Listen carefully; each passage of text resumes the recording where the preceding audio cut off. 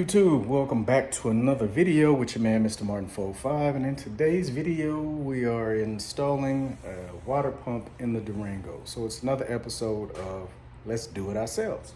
So with taking the Durango in, getting it serviced, getting the oil changed, all that other kind of stuff, so getting ready to hop on the road here before long. I got to go pick up some parts for the vet, try to get that finished by springtime.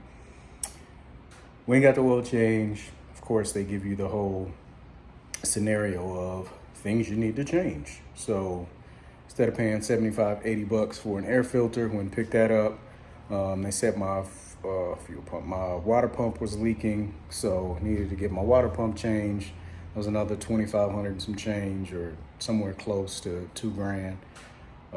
Altogether it was like 3,900 and some change.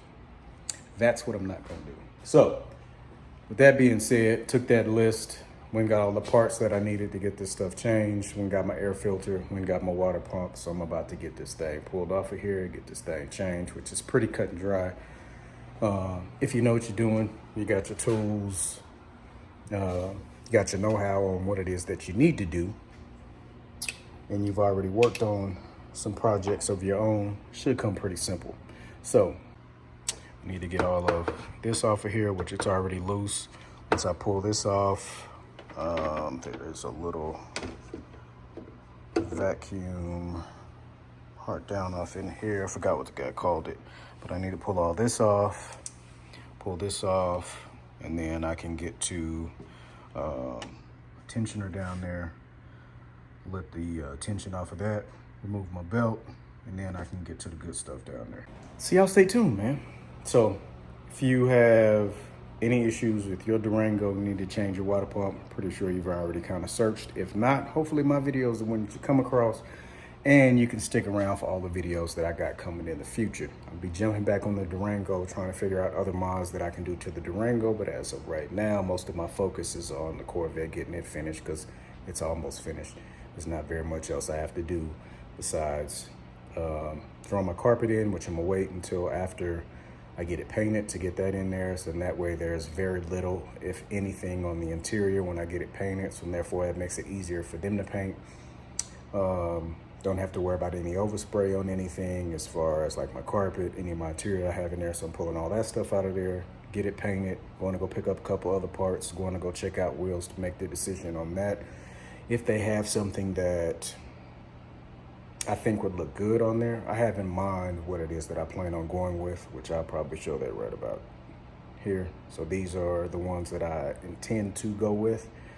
But if they don't have them, I'll probably go with something else, but that's what I want to go on here. But if I go that route, I'm going to have to order them, because one of the shops that I plan on going to, they already said that they don't have that rim. So hopefully the other shop has it. If not, get something similar. But yeah, as far as the Durango, got some touch up here and there to do where paint is kind of flaked off. I have paint here so I can get that touched up. Look at getting some different wheels for the Durango, as well as rewiring or getting some more underglow and rewiring that, which I'll probably either go with RGB Halo kits, a kit from them, or from Lighting Trends, which again, those kits are built a whole lot better than the ones you may get off of Amazon or some of these other smaller companies, to where they may last you 6-7 months and then you're having to replace them. Because my headlight kit, my DRL kit that I changed from, I think I got that from RGB Halo kits, and that was years ago. Still works like it did the first day that I got it. So y'all stay tuned. I'm gonna start getting this broke down, and then we'll go from there. So to get this piece off, man, you just have that one little plug there. If you have to unplug, of course, your flathead screws to loosen that up, to pull off your air box here, which again, yours will probably look a lot different from mine, because I pulled off the top part of that breather that sits up on top of there. It's just a plastic piece that sits up on top. Now, getting a little bit better view. That off over there. Is down this side. The rest of this air box off. That up off of there. That over here. Off to the side. This air filter out of here. Kind of dirty, not too crazy. Got another one of these, so this can be gone. Okay, let's slow down. All right, so I have that off to get rid of all that. See, this is why I want to get a cold air intake, because it gets rid of all of this here. There's just a whole lot going on in there, which I can get rid of all of that. Outside of that, like I said, I need to put my light down here.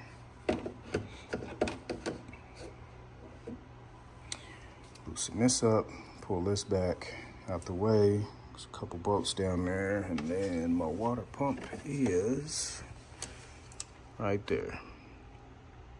So once I get this out of the way, then I can get to those bolts down there after I take this belt off.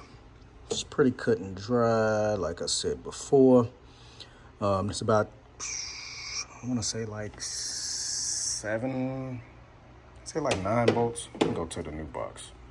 So this is my new water pump, of course. This is my gasket here.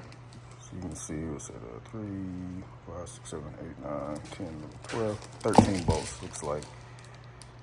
A couple different sizes. The ones on this side are a little bit bigger. I want to say it's like 16, 2 13s, and then the rest of these I think are 10 millimeter bolts. And then of course the water pump here. Get this out of here with one hand.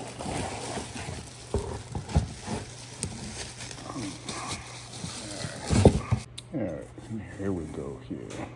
It's just gonna go on there like that.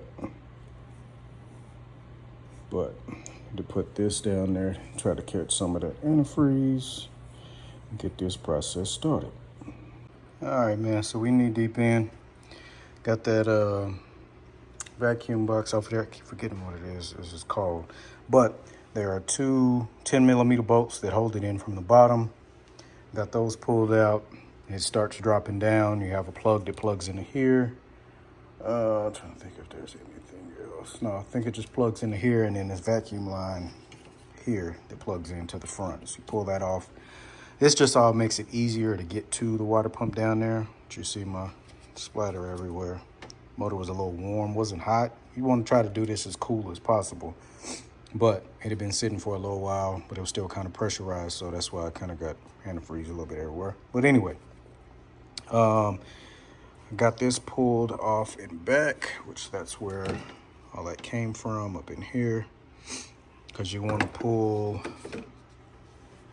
this pipe back some, which I think it's another 10 that holds this bracket and holds that closer that way, so you can get to the 16 millimeter that is, you see that hole down there? It's a 16 millimeter right there, and I think the 2 on the sides are 13, if I'm not mistaken. Which I'll update you on that here in a minute. But now I'm in the process of pulling the old water pump. I got that one screw off, and then I'll start getting those other 2 big bolts off and getting those, I want to say the rest of those are 10 millimeters down around where the pulley is. So let me get the rest of this pulled off and jump back in, let you know what size these bolts are. So if you try to tackle this at home, you'll know what bolts and what tools you need to get your parts off and to get your water pump off. All right, so we'll joint off. I'm looking at it from the top side. This is how it's on there. So you have a 16 millimeter here, 2 13s. I don't want to say everything else is a 10 millimeter all the way around. So you have 4, 5, 6, 7, 8, 9. So 10, 10, 10, 10, 10, 10, and then 13, 16. So yeah, got 9 10 millimeters, 2 13s, and a 16. You kind of have to have like a pry tool. I have a little plastic pry tool that I use to kind of pry these hoses off to get them off. Caught a lot of my antifreeze, but I didn't catch all of it. Of course, I bought new antifreeze just to kind of top it off. Outside of that, we're ready for the new one. All right, and of course that is where it went. Try to clean up some of this. You can see my mess I made down there. But yeah, man, not too much to it. This new one back on here, get a lot of this stuff cleaned up, wiped down.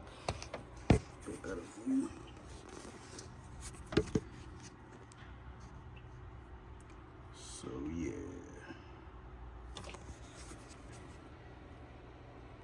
But yeah, get this stuff wiped down, get the new one thrown on there. Some stuff wiped down, and it's another job done. Another $2,500 saved.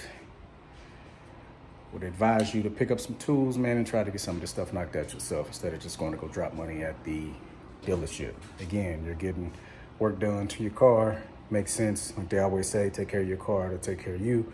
But instead of spending all that money, I'd rather spend that money on tools, and therefore that's other stuff that I can use for jobs later on. You know what I'm talking about? But let me get this stuff here cleaned up, get the new one, get ready to get that set in there, wrap this job up, man. All right, just coming back together pretty good. Water pump on there, clamps tightened. Just need to focus. I can see that. There's no water pump there. My bolts back in, like I said, clamps tightened. The diagram that they gave me for my serpentine belt that was off, so of course I had to figure that out on my own. So loops down there at the bottom, goes over the top of pulley on a water pump, around here to the condenser, and then of course back over the top with a tensioner, and then back over the alternator. One that they gave me has way too many systems on it there. I don't know what model he had pulled up, but clearly that's not mine. All right. So, got all that back in. Now I just need to put my air filter in. Get this thing started up, man. Get the pumping some of this antifreeze through there. See how much I need to top it back off, and then see how this thing is running. Make sure she ain't running hot, especially with getting ready to hop on this highway. Give me a minute. I'll be right back with y'all. All right, man, so that'll wrap up a video, man. I'm just out driving around, making sure there's no leaks. Just caught on overheat. So far, so good. No, nothing. Actually out on the road right now. Making the next video. Going to go check out the wheels for the Corvette. Try to see if I can find some out here in Texas. If not, I'll put in my order online, which my first choice, I can only find them online, so I may go that route unless they have something similar down here, which y'all stay tuned for that next video. But yeah, man, it stayed right there. Hasn't gone either above or below that. Was dropped down a little bit. It's kind of stayed in tune with, you know, that line right there, which is normal, but it hasn't gone any higher than that. So yeah, man, another job done. Not paying the $25. Altogether, they wanted like $3,900 for everything. That was with changing the air filter, changing the water pump, flushing my radiator, trying to change my brake fluid. Just a couple small things, which again, majority of that stuff I can do myself. But as far as that water pump, I could kind of start to smell the antifreeze. So I knew that was something I was gonna have to get on top of, especially with deciding to try to hit the road to come down here and get a few more parts for the Corvette to try to get that project finished. But man, until the next video, man, I appreciate y'all. Continue to like, share, comment, subscribe. Until the next video, peace.